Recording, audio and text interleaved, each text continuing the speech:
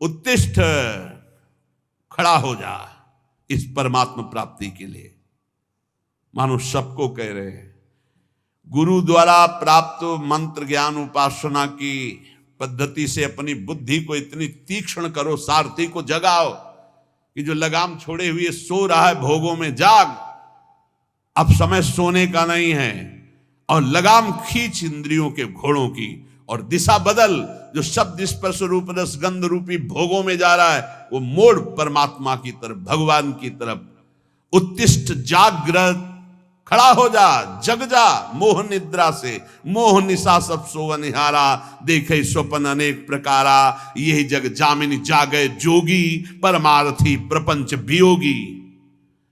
और कह रहे, प्राप्य वरा निबोधत सावधान, उत्तिष्ठ, जागृत और सावधान, देखना इंद्रियों के न घोड़े भगे, रात दिन इनमें संयम के कोड़े लगे।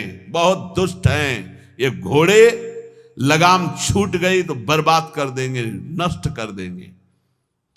उत्तिष्ठ, हे नचिकेता खड़ा हो जा, जागृत, मोह निद्रा से जग जा, प्राप्य बरान निबोधत, सावधान हो जा, और श्रेष्ठ महापुरुषों को पाकर उनको कभी छोड़ना नहीं, उनके पास आसक्ति पूर्वक रहे तो तू परब्रह्म परमेश्वर को जान जाएगा। आसक्ति कहां? श्रेष्ठ महापुरुषों की। चुरस्य धारा निशिता दुरत्यया, क्योंकि ये मार्ग छुरे की धार पर चलना है। वो महापुरुष तुम्हें युक्ति बताएंगे कि कैसे इस पे चल सकते हो।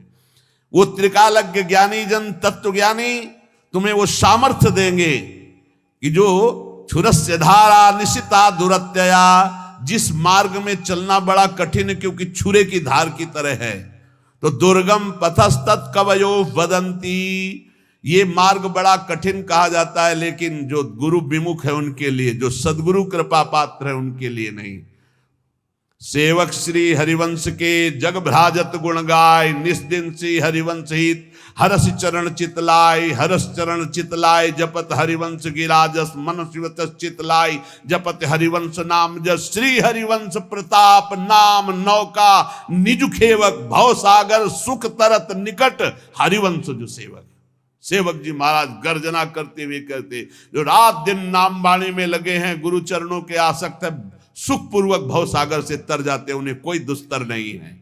यहां भी कह रहे, श्रेष्ठ महापुरुषों को पाकर आसक्ति पूर्वक उनके संग का त्याग मत करना, उनका सेवन करो तो तुम भव समुद्र से पार हो जाओगे। अग्निर यथैको भुवनम प्रविष्टो, रूपम रूपम प्रतिरूपो बभूव, एकस्तथा सर्वभूतांतरात्मा, रूपम रूपम प्रतिरूपो बहिश्च। हे नचिकेता, जैसे अग्नि का कोई स्वरूप नहीं है, टेढ़ी लकड़ी तो टेढ़ी अग्नि प्रकाशित दिखाई दे रही है, सीधी तो सीधी, कम तो कम, ज्वाला तो ज्वाला, ऐसे ही परमात्मा अग्नि की तरह सर्वत्र व्याप्त है, पर करणों के प्रभाव से उसका प्रभाव अलग दिखाई दे रहा है। कोई दुष्ट स्वभाव का तो दुष्ट दिखाई दे रहा है, कोई साधु स्वभाव का तो साधु दिखाई दे रहा है, कोई मंद स्वभाव का तो मंद बुद्धि, कोई तीक्ष्ण बुद्धि, लेकिन वो परमात्मा न मंद बुद्धि, न तीक्ष्ण बुद्धि, न साधु न असाधु, वो एक पावर है, वो एक चैतन्य है। जैसे बिजली, हीटर में गर्म, फ्रिज में ठंडा, अलग अलग करणों के कारण उसका प्रभाव दिखाई दे, लेकिन बिजली कैसी? वो तो एक पावर है, एक चैतन्य घन शक्ति है, करणों के प्रभाव से अलग अलग प्रभाव दिखाई दे रहा है। तो जो ज्ञानी है वो उस तत्व को देखता है, वो इन करणों को नहीं देखता बाहरी। ये बाहरी मायाकृत मिथ्या है, सत्य वस्तु परमात्मा तत्व है, उस सत्य वस्तु को प्राप्त करके मुक्त हो जाता है। हे नचिकेता, सूर्यो यथा सर्वलोकस्य चक्षुर, न लिप्यते चाक्षुषैर बाह्य दोषै, एकस्तथा सर्वभूतांतरात्मा, न लिप्यते लोक दुखे न बाह्या। जिस प्रकार एक ही सूर्य अनंत प्रकाश करता हुआ सर्वत्र है, जिधर देखो सूर्य, लेकिन तुम्हारी आंख में दोष हो गया है तो तुम्हें सूर्य का प्रकाश नहीं दिखेगा। तुम्हें अगर आंख में दोष हो गया तो दो सूर्य दिखेंगे, तो उसमें सूर्य में क्या फर्क पड़ता है? ऐसे ही एक परमात्मा केवल एक सर्वत्र व्याप्त है, ये जो निंदा करते हैं, ये जो एक दूसरे को कटाक्ष करते, ये अज्ञानी हैं, नहीं जानते हैं उस एक तत्व को। अपने ही इष्ट की निंदा करके कौन इष्ट को रिझा लेगा?